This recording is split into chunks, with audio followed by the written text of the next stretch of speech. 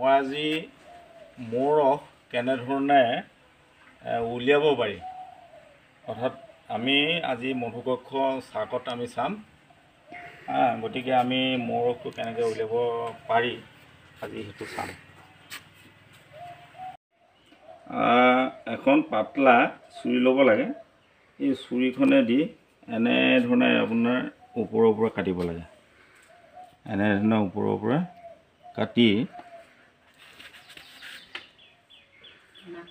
কাটিব লাগে। এনেকৈ মিহি মিহিকৈ কাটি থাকিব লাগে। এই বস্তুটো এনেকৈ কাটিলে ভাল হয়। আৰু যিখিনি কাটিব পৰা নোসোমায় চুৰিখন লাহে লাহে এনেকৈ চুৰি আগেদি এনেকৈ উলিয়াব লাগে, যাতে এই কামটো কৰোঁতে এই চাকটো যাতে নাভাগে সেই কথাটো লক্ষ্য কৰিব লাগে। দেখিছেনে মই কেনেকৈ বস্তুটো চুৰিখনৰ আগে কামখিনি কৰি আছোঁ।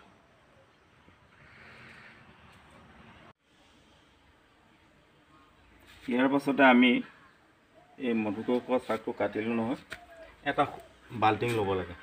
মেচিনতকৈ বাল্টিংটো ভাল, কাৰণ এনেকুৱা এটা বাল্টিং ল'ব লাগে। বাল্টিংটো ল'লে ভাল, মেচিনতকৈ এইটো বহুত ভাল। এনেধৰণে ভৰাব লাগে। এইটো মডেলত ভৰাব লাগে।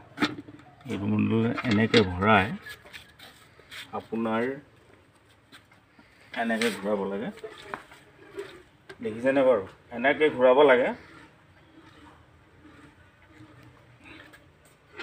তাৰপিছত আকৌ বিচনীটো এনেকৈ ঘূৰাব লাগে, ঘূৰাই দিব লাগে বল্টিংটো।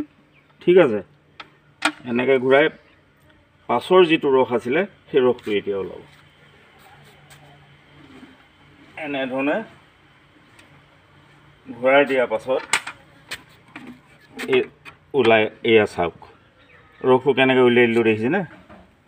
এয়া ধুনীয়াকৈ ৰসটো ওলাই গ'ল। এইটো এতিয়া খালী হৈ গ'ল। এইটো খালী হৈ গ'ল, দেখিছেনে?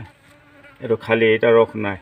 এইটো যে আছে, এইটো যে চেল কৰি থোৱা আছে, এইটো হ'ল কৰ্মী মৌ চেল। এই কৰ্মী মৌকেইটা জগিব, জগাৰ পাছত এইটো আকৌ ৰস ঘূৰাই দিব। এইটো কৰ্মী মৌ। আমি ৰসটো কেনেকৈ উলিয়ালোঁ দেখিলে। ইয়াৰ পাছতে আমি আকৌ যাম। এই যে আমি ৰস কাটিলোঁ, ৰস কটা চাকবিলাক আকৌ এনেধৰণে ভৰাই দিব লাগে। বুজিছেনে? এনেধৰণে আকৌ ভৰাই দিব লাগে। এনেধৰণে ভৰাই দিব লাগে। এনেধৰণে ভৰাই দিলে আকৌ ৰস খুব বেছি 4-5 দিনৰ মূৰত আকৌ কাটিব পৰা যাব। দেখিছেনে? এনেকৈ ভৰাব লাগে।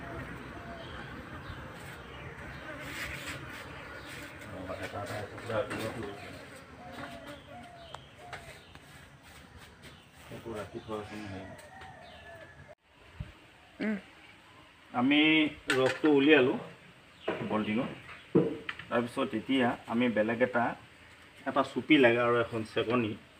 এই মৌ যে এইবিলাক যে কটা, চেলৰ যিবিলাক কটা, চাকৰ যিবিলাক কটা, এইবিলাক অকণমান হেৰি কৰিব লাগে। সেয়া দেখিছেনে? এই ৰসটো ওলাই গ'ল। এনেধৰণে চেকি দিব লাগে। চেকনি দি এনেকৈ চেকি দিব লাগে।